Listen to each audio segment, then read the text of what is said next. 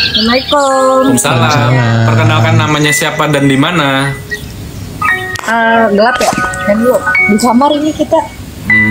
Kita di posting ulang ya teman-teman, di repost, posting ulang, di tap-tap, mohon bantuannya. Asalnya dari mana kak? Asal Bogor. Siapa namanya? Winda. Oh, Winda kita asal Bogor. kita satu pesantren ya, lambangnya sama depan namanya. Oh iya benar. Kenapa nih Kak Wijaya? Salam kenal juga kak. Aku tuh greget dari tadi mendengar Ayo enggak? toxic itu dan tentang apa postingan titik-titik itu, karena aku Taurus. Suaranya bisa lebih kenceng ya? Aku Suara belum kenceng suaramu ini. pelan. Kalau aku Belum. sih udah kenceng sih denger ini. Iya kan? Coba. Oke, coba.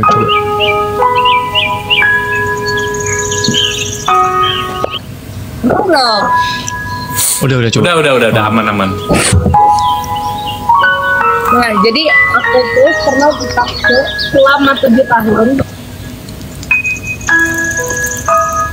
berada di hubungan yang toksik. Toksik banget. Gimana tuh? Toxic versi kamu kayak gimana? Dari dianya yang awalnya sih nggak toksik ya. Awalnya tuh dia yang selalu ngejar aku, walaupun dia udah ketahuan berkali-kali. Aku tinggalin. Aku kan dulu orangnya aku bodo amat kan kak. Aku nggak Makasih bang. sebutin wanita-wanita lain awalnya. Makasih bang Din, halo. Dan aku tuh nggak suka cowok-cowok lebay, cowok-cowok alay yang tadi Kak Wijaya sebutin, yang Kak Wijaya bilang harus bilang aku sayang kamu, aku cinta kamu tiap hari. Aku nggak suka. Aku tipe wanita kayak gitu. Nah, Iya sebenarnya kalau sesekali itu nggak masalah. Tapi kalau tiap hari itu jatuhnya tuh kayak gombal, kayak kita tuh kayak jadi mengada-ngada gitu loh. Salam, Raisa. Kayak dipaksakan gitu loh. iya, gue nggak butuh, kalau gitu ya, gue nggak butuh bacotanmu lah gitu. Itu yang sayang sama dia, yang cinta sama gue nggak butuh. Enak banget bakso. Emang suaranya ini ya nggak stabil tuh kata teman-teman. Iya kan gue bilang. Bukan tadi sih ini udah agak mending kalau di gue. Jadi malah. Wah, maaf, keceplosan. Deketin lagi nggak apa-apa. Nah, gue tuh butuhnya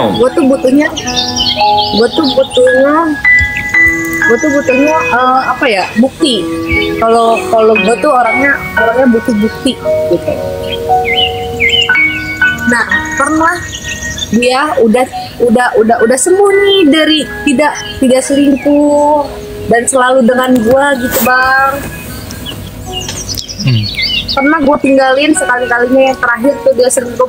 Pernah, bukan selingkuh lagi sih ya, itu jatuhnya dia lagi begitu, you know kan, lagi begitu. Jadi gue lagi di rumah temannya dia cewek, itu udah terlampau lebih jauh sih sebenarnya dari kita. Terus kita di situ, maksudnya ini bukan mau hitungan ya. Lu makan, lu mau mabok, mau apa, semua ditanggung sama gue gitu kan.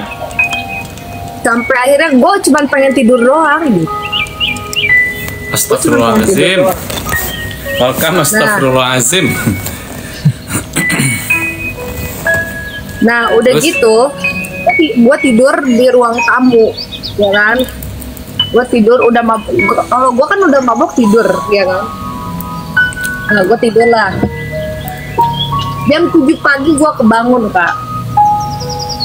Jam 7 pagi gue kebangun. Kok kata gue cowok gue nggak ada. HP-nya ada. Kata gue pindah aja kali ya ke kamar. Lu mau tahu? Itu hal yang paling iya, lo masih kebayang itu. Gue masuk, baru gue buka itu jendela baru gue buka. Tuh, posisinya si cewek di atas. Toxic gak sih? Ya Allah. Gaya helikopter. Iya, gaya helikopter. Jadi pelajarannya apa? Belum kak, belum nyampe situ juga. Masih banyak nih. Nah, udah gitu. Aku udah ilfil banget sih. Ilfil gak sih kalau jadi aku kalian tahu temen sama cowok sendiri tidur berdua ketahuan sama kita. Bangun. Ilfil gak sih? Aku jijik bahkan sampai detik itu aku jijik sama mereka. Udah gitu aku udah ini apa istilahnya itu 5 tahun setengah, baru 5 tahun setengah. Udah gitu aku pergi ninggalin dia. Thank you Bang. Aku ganti nomor. Aku bener-bener tinggalin dia. Tapi entah dari mana ya, tiba-tiba dia datang. Aku lagi di suatu kafe daerah Bogor. Aku nggak tahu dia tahu dari mana. Aku sama temen aku. Bisa aja dia chat aku nggak tahu ya aku. Tiba-tiba dia datang. Dan aku lagi sama donatur aku lah, you know. Aku lagi sama donatur aku lah. Mantan aku ini orangnya tuh kayaknya tuh aku berani dan brutal, dan dia sempet ngomong kalau misalnya gue nggak nyamperin dia keluar, atau gue acak-acak di kafe. Sampai segitu. Dan jangan sampai itu donatur dia gue apa-apain di jalan. Kan aku ngeri ya, karena aku tahu dia orangnya kayak gitu. Udah gitu aku samperin dia minta untuk aku ikut sama dia, dan dia minta untuk ngobrol masalah itu jadi kemarinnya. Aku apa yang harus diomongin lagi? Udah nggak ada yang harus diomongin lagi, udah jelas. Gue lihat takut buat sendiri. Maaf ya kak, aku menggebu-gebu karena aku emosi sumpah kalau ngomongin ini. Gak apa-apa, diluapkan aja dulu. Udah gitu. Aku ikut karena aku takut temen-temen itu kenapa-napa. Aku nggak mau dia ngancurin kafe orang, gue yang ganti gitu kan. Gue mikir gitu. Dan aku nggak mau orang-orang di sekitar aku kenapa-napa gitu. Aku nyoba untuk oke, gue ikut sama lu tapi bentar ya, gue mau lama. Dan itu teman-teman aku pun ngawatirin aku gitu, ngawatirin. Aku takut aku diapa-apain karena yang udah sih. Jadi di hubungan aku tuh udah bukan kayak perselingkuhan doang. Jadi udah segala macam gitu. Jadi mereka takut aku diapa-apain gitu. Nah tadi yang Wijaya apakah Nick ya yang bilang si yang tadi ya sebelum masuk ya, yang katanya temennya pernah diselingkuhin sama cowoknya, bahkan sampai ngehamilin cewek lain.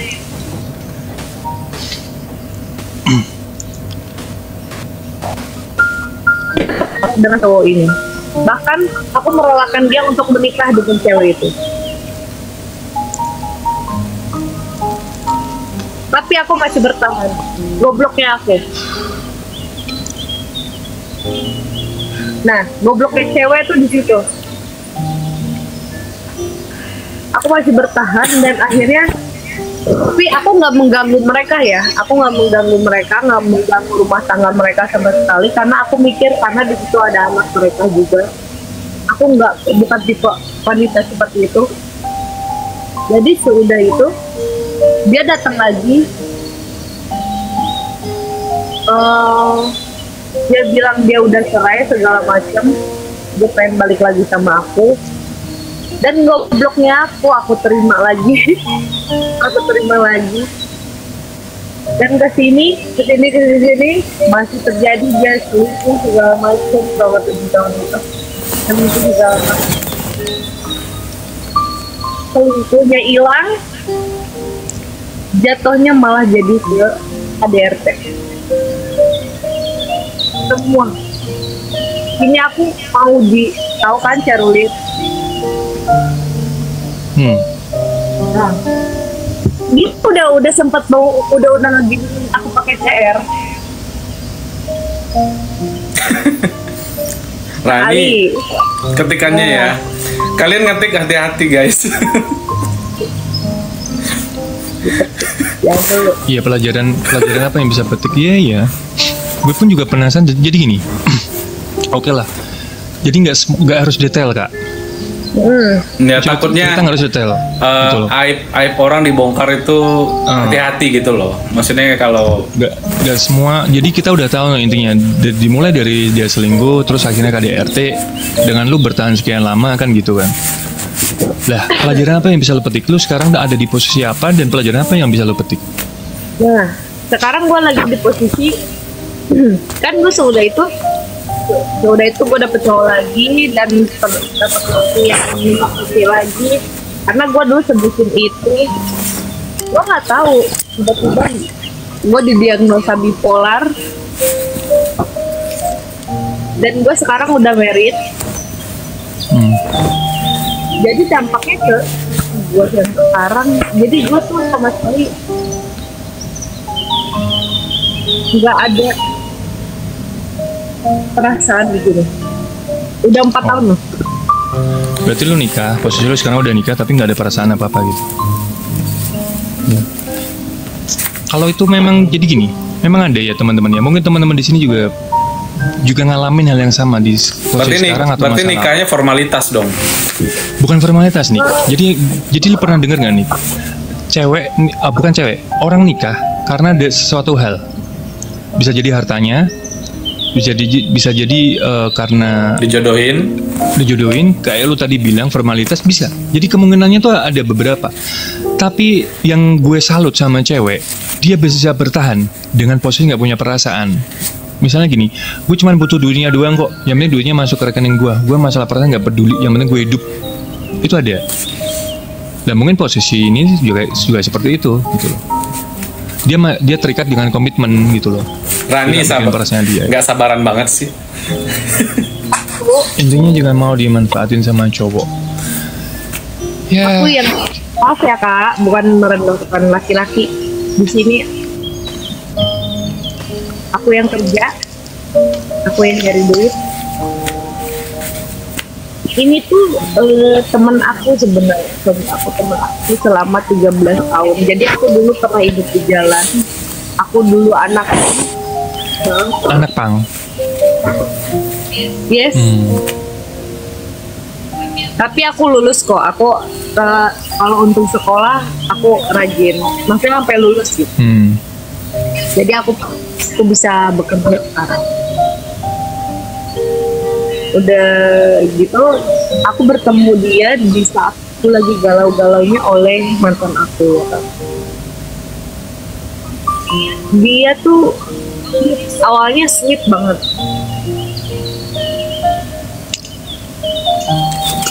Ke aku. Dia tuh laki-laki yang beda. Suami aku ini. Aku lihatnya kayak gitu. Tapi seiringnya berjalannya waktu 4 tahun ini dan kita belum dikaruniai seorang anak juga.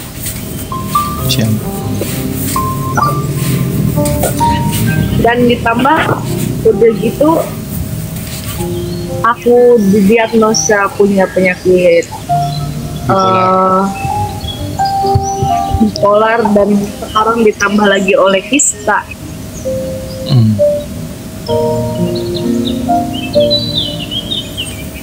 Jadi 4 tahun ini udah aku mati rasa.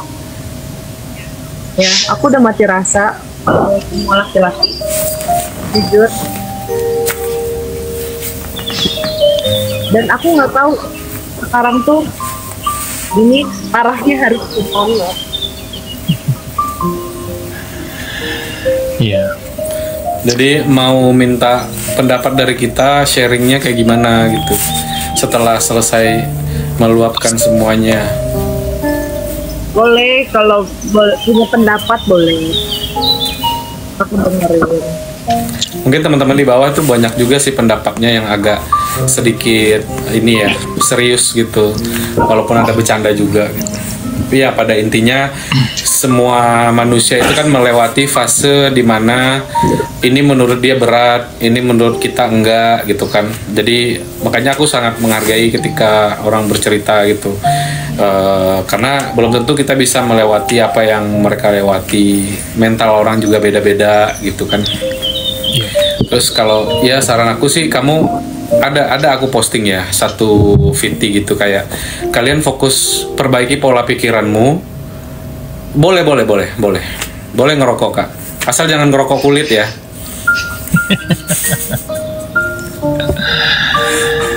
Nggak bisa, harus on cam ya. Jadi nggak ada pengecualian di sini, semua harus on cam kalau mau naik.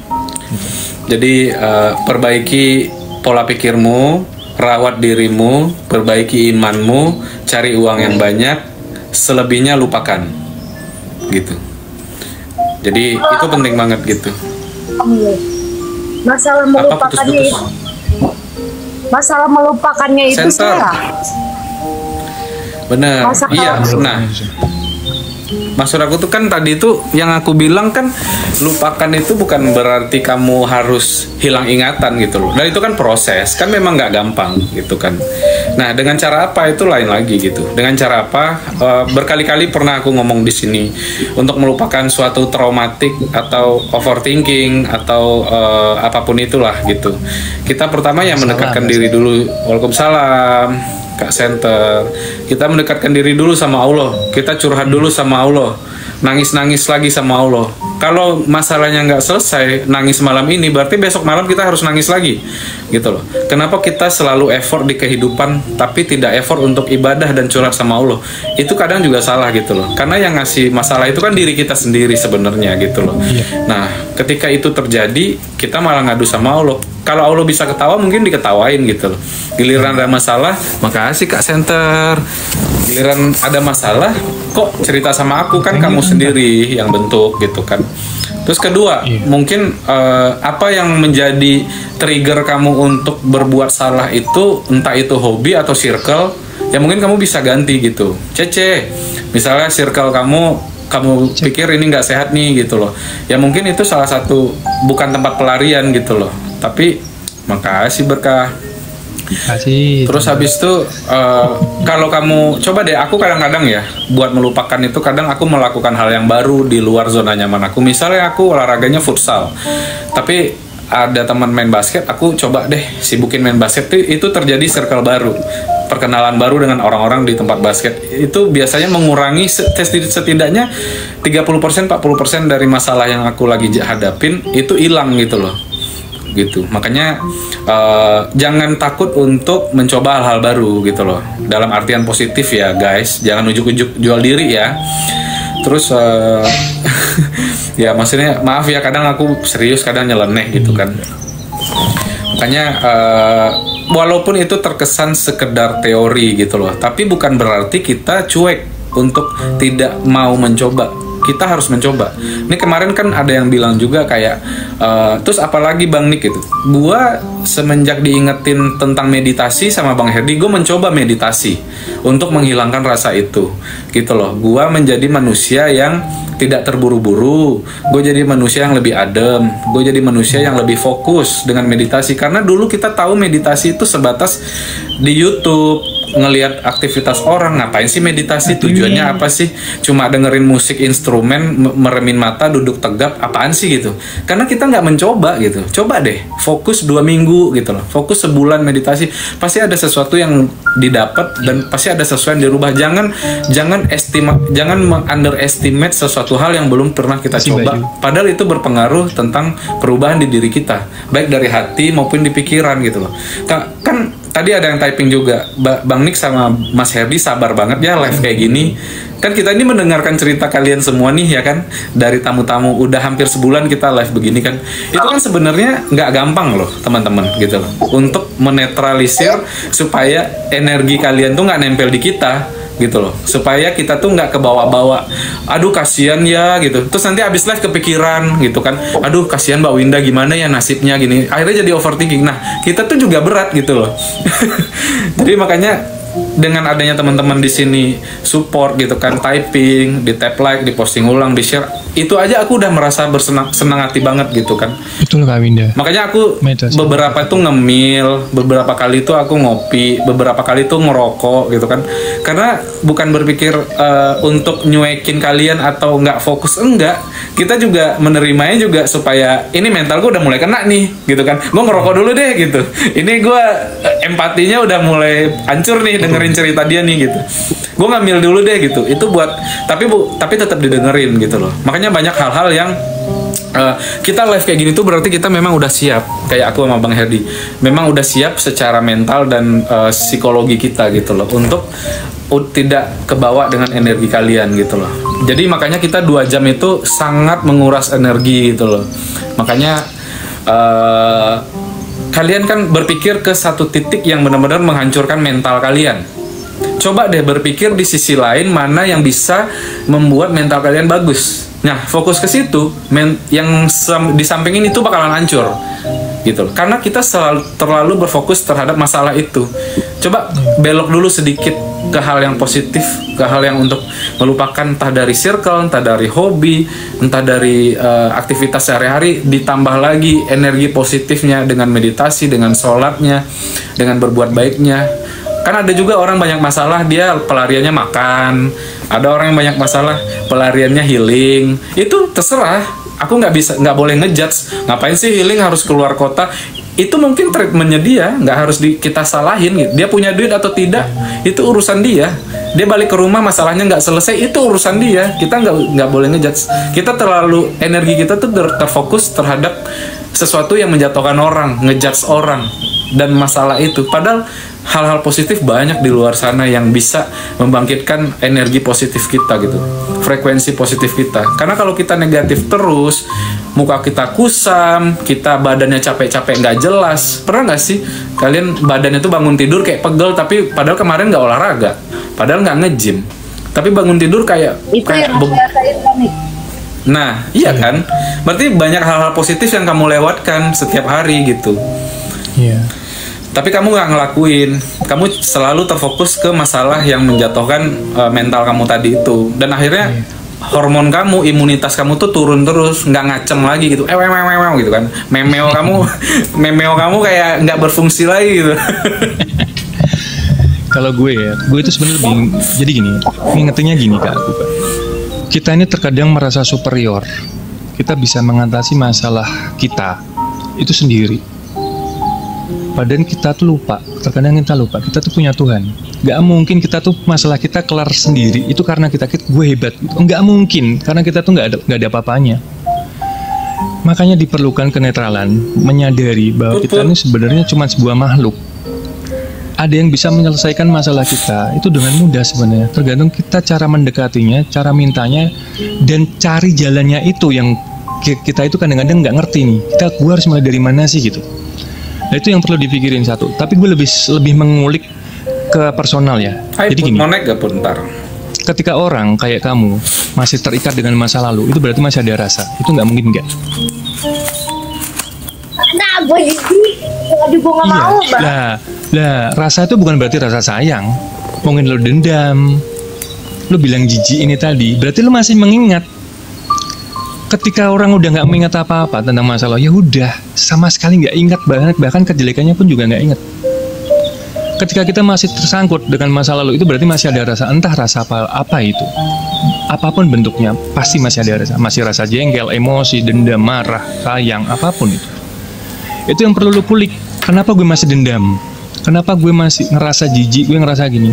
Ya karena masih teringat. Gue ngulik secara personal ya. Jadi kalau itu diudarin, jadi kayak benang merahnya itu sebenarnya yang terjadi ke diri kita secara psikisnya seperti itu. Nih, jadi gini, Bang. Gue udah pernah coba untuk lupain, udah lupa gue. Tiba-tiba ada satu cewek yang ngechat gue. Ternyata si cewek ini yang menjadi pacarnya seudah gue. Dan entah tahu, dia bilangnya sih, ngomongnya dia tahu gue dari temen-temennya si mantan gue ini, karena mereka selalu menyebutkan nama gue.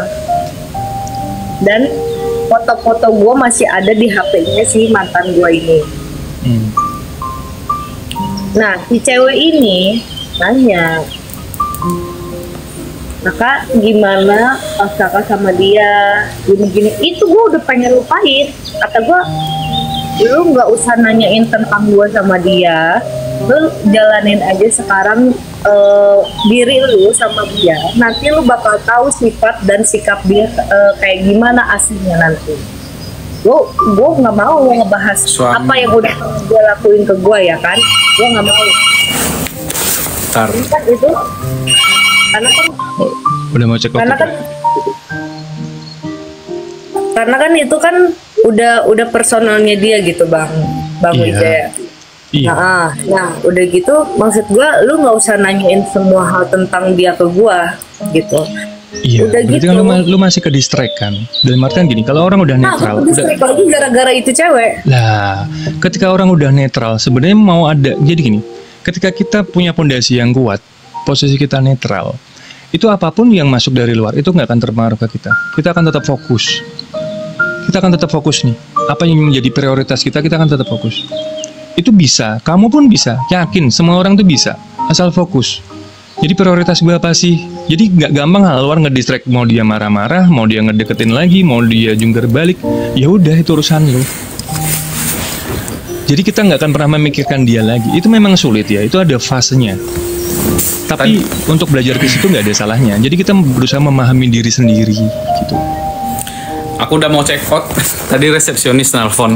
Iya, gue juga pasti jam segini udah mau check out kan. Nggak bisa, Bang, karena mungkin karena penyakit gue juga ya, gue nggak ngerti sih ya.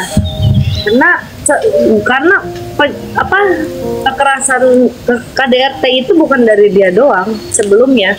Itu dari keluarga gue pun gue ada. Mungkin gini, mungkin nggak cuman lo, teman-teman di sini juga mengalami. Semakin kita berusaha memikirkan melupakan seseorang, itu akan semakin melekat. Iya nggak? Semakin kita berusaha untuk gimana caranya biar gue lupain dia, itu semakin melekat. Karena kenapa? Ketika kita memikirkan cara untuk melupakan dia, otomatis kita memikirkan dia secara nggak sadar. Ketika kita memikirkan cara untuk melupakan dia, semakin banyak yang akan masuk tentang dia ke kita. Jadi itu tuh nggak usah dipikirin caranya, nggak usah diusahain atau gimana, ya udah jalanin aja. Tapi yang melihat kayak Anik tadi bilang, melihat sisi lain yang positif, melihat sisi lain yang indah-indah yang ada di sekitar kita. Itu fokusnya kemana? Ya kita tuh bukan manusia yang superior, masih ada Tuhan. Gitu. Kita mencoba mendekat ke situ. Gak mungkin kita bisa menyelesaikan dengan cara kita sendiri, itu nggak mungkin. Kita punya ilmu tuh dapat dari mana? Tiba-tiba kita bisa? Enggak. Pasti ada belajarnya. Gitu. Jadi menurut kalian, gue jahat gak sama 4 tahun ini ke suami gue? Nggak ada jahat, nggak ada enggak. Yang penting kamu melayani suamimu sebagaimana mestinya, menjalankan kewajibanmu sebagai istri, dan suami menikmati dan bisa menerima itu. Nggak ada masalah. Meskipun hati sebenarnya nggak ada. Cuman perlahan-perlahan nanti kalau kamu bisa melupakan masa lalumu, bisa lepas dari masa lalumu, itu akan tumbuh secara otomatis, nggak usah dibuat-buat. Itu tuh Enggak, cinta tuh nggak bisa masalahnya- dibuat-buat gitu. Masalahnya suami gue pun saat ini jadi kayak lebih berbeda. Oke, Salam. Nah, itu resikonya. Satu Itu tahun efeknya. lebih ya. Hmm. Setelah 1 tahun lebih ini dia tuh jadi lebih cuek, bodoh amat, gak peduli sama gue gitu. Dan lebih apa ya? Ibu doa amat Ya kan? gue ngerasanya gue hidup berdua nih. Kehidupan Kak Ica. Ya udah, jadi gue ngerasanya ya cuman kayak ya udah kita tinggal bersama Menjalani aja. hidup. Ya, nggak apa-apa, nggak masalah. Bukan hidup untuk selamanya, kayak bukan kita cuma tinggal bersama doang gitu, bukan hidup bersama. Gue ngerasain kayak gitu. Kalau untuk hidup doang, gue sendiri pun bisa, karena maaf ya, gue yang nyari Kasih. duit, gue yang banyakin duit gitu, gue yang ngumpulin duit. Kalau untuk kayak gitu pun gue bisa. Iya, Dan- itu resikonya. Jadi gini, Dan keselnya lu selama ini gue menikah sama dia nggak ada rasa kan? Ya itu resikonya. Ketika dia sadar tentang hal itu, kalau dia berubah ya jangan salahin dia. Gitu. mungkin Iya dia dong. udah sadar kan. Ya iya. Tapi- Yo, namanya manusia hidup serumah bareng-bareng pasti punya intuisi, punya feeling. Dia nggak punya perasaan sama gue tuh, tapi hebatnya yang gue selalu sama suami lo, dia masih bertahan juga. Lu bertahan, dia bertahan. Gitu. Entah apapun yang terjadi ya, entah di belakang kalian gimana, lu gimana, dia gimana. Tapi yang gue salut ini komitmen ini dipegang sampai sekarang. Jadi itu dulu. Memang namanya perasaan tuh naik turun, kadang hilang, kadang nongol, kadang tinggi, kadang rendah. Itu perasaan. Tapi ketika orang udah berkomitmen, ya gini nih gitu loh. Gue udah berkomitmen, gue udah memilih dia, dia memilih gue gitu. Itu masalah lain jangan Overthinkingnya- dituntut. Gimana? Tapi masih ada, overthinkingnya masih ada ke gue. Loh, ya wajar. Wajar ketika dia ngeliat masa lalu kita, ya overthinking itu wajar. Gak bisa kita ngilangin overthinkingnya dia, gak bisa. Ntar kalau hilang juga hilang sendiri. Jadi yang penting tuh gimana caranya kalian berdua berjalan bareng untuk menuju kebaikan kan gitu.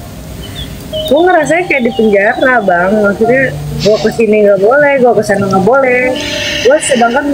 Sedangkan dia kesana kesini boleh, pulang mabok. Lu puyeng nggak sih lama-lama begitu? Gue puyeng. Ya itu resikonya, sekali lagi gue bilang itu resikonya. Dia tahu lu nggak punya perasaan ke dia gitu. Ya lu harus bisa terima juga gitu loh. Ketika dia udah bisa menerima lu harus terima dia juga, jangan nuntut yang lebih. Coba lu mungkin bisa bilang hidup sendiri bisa. Oke, jalanin aja hidup sendiri. Suatu saat lu pasti akan berpikir ke sini. Suatu saat. Bunda Beta, maaf, gue belum punya anak ya. Maaf. Jadi kadang-kadang kita terkungkung ya sama pemikiran kita ini seperti ini, orang lain harus bisa nerima. Ya gimana ya? Keadaan kita seperti orang lain harus bisa terima tanpa kita melakukan sesuatu hal yang membuat kita berubah lebih baik. Jadi maunya kita tuh diterima diterima oleh orang lain dengan keadaan kita yang sekarang. Gitu loh. Terkadang kan kita itu kayak egois ya. Maunya orang lain terima kita, tapi kita belum bisa terima orang lain. Gitu. Ya, termasuk gue juga gitu, karena itu memang susah gitu. Bang Wijaya, mohon maaf ya.